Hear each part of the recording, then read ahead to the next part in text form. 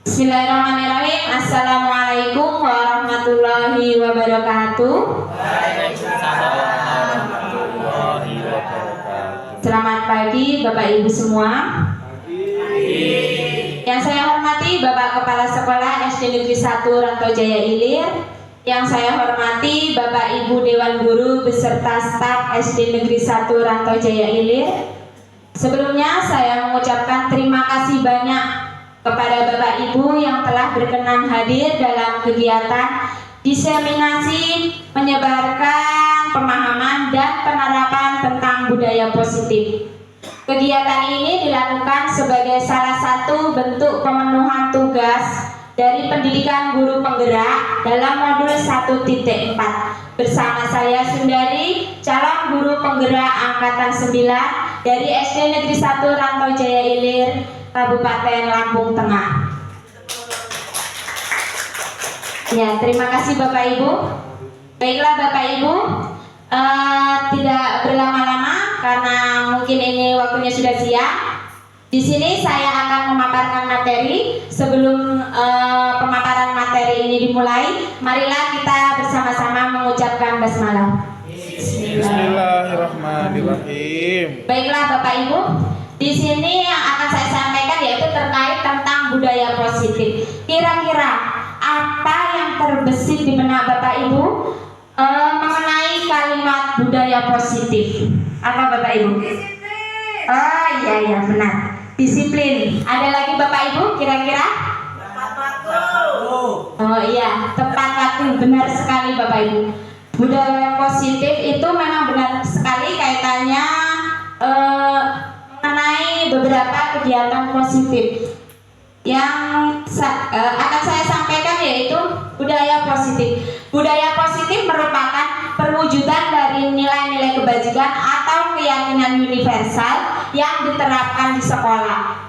Kemudian budaya positif diyakini mampu menciptakan kolaborasi antara warga sekolah, dan apabila budaya positif terlaksana dengan baik, maka akan memunculkan serta mengembangkan nilai-nilai positif yang dimiliki murid sehingga dapat menciptakan pribadi-pribadi yang berkualitas dan berkarakter baik sesuai dengan profil pelajar Pancasila. Jadi Bapak Ibu, ketika budaya positif ini diterapkan di sekolah kita, nanti akan dapat membentuk karakter murid. Karakter murid itu karakter-karakter yang baik dengan cara menerapkan kebiasaan-kebiasaan positif seperti itu. Kemudian menurut Bapak kita, Bapak tokoh pendidikan kita, Ki Hajar Dewantara, menurut beliau pendidikan yaitu menuntun segala kodrat yang ada pada anak-anak agar mereka dapat mencapai keselamatan dan kebahagiaan yang setinggi-tingginya, baik sebagai manusia maupun sebagai anggota masyarakat. Oleh sebab itu, pendidik hanya dapat menuntun tumbuh atau hidupnya kekuatan kodrat yang ada pada anak-anak agar dapat memperbaiki lakunya, bukan dasarnya hidup dan tumbuhnya kekuatan kodrat anak. Nah, dari pemikiran Bapak Ki Hajar Dewantara ini Bapak Ibu, jadi anak itu sudah memiliki kodratnya masing-masing, sehingga kita sebagai pendidik itu berkewajiban untuk menuntun, membimbing supaya anak-anak ini tumbuh dan berkembang sesuai dengan potensinya. Jadi Bapak Ibu, Bapak Ki Hajar Dewantara itu mengibaratkan bahwasanya sekolah itu sebagai ladang, sedangkan Bapak Ibu Dewan Guru itu sebagai petaninya. Dan anak-anak itu merupakan bibit yang ditanam. Jadi begini Bapak Ibu, menurut Bapak Ibu, kira-kira bagaimana sih supaya tanaman itu tumbuh dengan baik? Iya, dirawat Bapak Ibu. Bagaimana cara perawatannya? Mungkin bisa dengan diberi pupuk, ya, diberi pupuk, kemudian disiram dengan memberikan air yang cukup, kemudian diobat dari hamanya, kemudian diberi pencahayaan yang cukup, sehingga dalam kaitannya dengan anak-anak, tugas kita itu Bapak Ibu, kita sebagai pendidik itu tugasnya ya merawat si benih ini tadi, si anak-anak ini, supaya mereka bisa tumbuh dan berkembang dengan baik, seperti itu. Nah, konsep utama budaya positif, konsep utama, konsep inti yang akan kita pelajari mengenai budaya positif yaitu pertama mengenai perubahan paradigma dan disiplin positif, kebutuhan dasar manusia, motivasi perilaku manusia, posisi kontrol, keyakinan kelas, serta segitiga restitusi. Perubahan paradigma. Untuk membangun budaya yang positif, sekolah perlu menyediakan lingkungan yang positif, aman dan nyaman agar murid-murid mampu berpikir, bertindak dan mencipta dengan merdeka, mandiri serta bertanggung jawab. Biasanya disiplin ini dikaitkan dengan kontrol. Dalam hal ini kontrol guru dalam menghadapi murid. Di sini perubahan paradigma ini mungkin bisa dikaitkan dengan perubahan pemikiran, Bapak Ibu. Diibaratkan itu mungkin murid dulu kita berpikir murid itu sebagai diibaratkan kertas kosong, kita yang akan menulisnya. Tapi bukan, Bapak Ibu. Sekarang untuk paradigma yang perubahan ini, murid itu adalah kertas yang sudah bertuliskan tinta, tapi kertas itu bertuliskan masih buram. Dan kita sebagai pendidik itu bertugas menebalkan si tulisan tersebut sehingga dapat terlihat dan terbaca jelas, seperti itu. Kemudian disiplin positif. Makna disiplin cenderung diartikan sesuatu yang dilakukan seseorang pada orang lain untuk mendapatkan kepatuhan. Kecenderungan tersebut adalah menghubungkan kata disiplin dengan ketidaknyamanan, bukan dengan apa yang kita hargai atau pencapaian suatu tujuan mulia.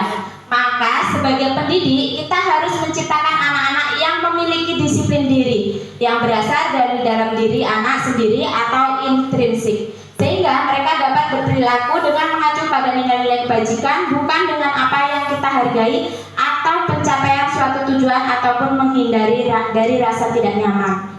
Jadi kegiatan disiplin positif ini, Bapak Ibu, kalau bisa memang dilakukan itu atas dasar motivasi yang berasal dari dalam diri anak, bukan karena atas dasar sebuah peraturan, seperti itu. Kemudian kebutuhan dasar. Kebutuhan dasar manusia adalah sesuatu yang kita lakukan untuk mendapatkan apa yang kita inginkan. Seluruh tindakan yang kita lakukan memiliki tujuan tertentu, dan semua usaha terbaik yang kita lakukan adalah dalam rangka agar kebutuhan dasar kita terpenuhi dengan baik. Dan kebutuhan dasar itu ada 5, Bapak Ibu. Yang pertama yaitu bertahan hidup, yang kedua cinta dan kasih sayang serta rasa diterima, kemudian yang ketiga kesenangan, keempat penguasaan, dan kelima sebuah kebebasan. Kemudian ada motivasi perilaku manusia. Motivasi merupakan dorongan yang dimiliki seseorang individu yang dapat merangsang untuk dapat melakukan tindakan-tindakan atau sesuatu yang menjadi dasar atau alasan seseorang untuk berperilaku atau mencapai tujuan tertentu. Dan motivasi perilaku manusia itu ada 3, Bapak Ibu. Yang pertama, untuk menghindari ketidaknyamanan atau hukuman. Kemudian yang kedua, untuk mendapatkan imbalan atau penghargaan dari orang lain. Dan yang ketiga, untuk menjadi orang yang mereka inginkan dan menghargai diri sendiri dengan nilai-nilai yang mereka percaya. Nah, kira-kira Bapak Ibu, dari ketiga motivasi ini, yang paling penting untuk dimiliki anak-anak itu motivasi yang mana kira-kira? Menjadi orang yang mereka inginkan dan menghargai diri sendiri dengan nilai-nilai yang mereka percaya. Iya, benar sekali Ibu. Benar sekali. Ya benar sekali Ibu. Untuk motivasi yang paling penting harus dimiliki oleh anak itu adalah untuk menjadi orang yang mereka inginkan dan menghargai diri sendiri dengan nilai-nilai yang mereka percaya.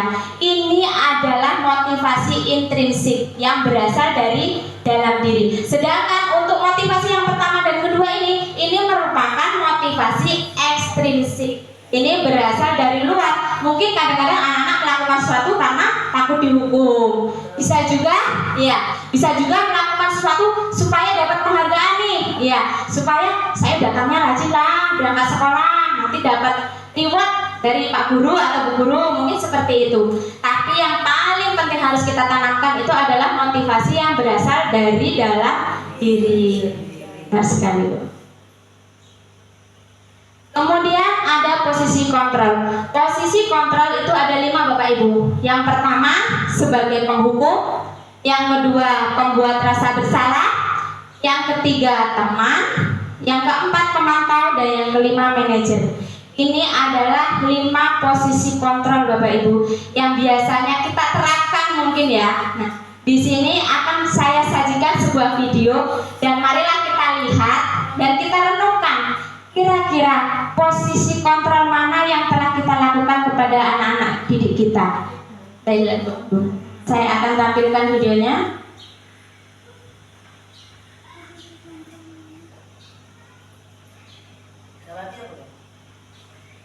Bukan Bapak Ibu.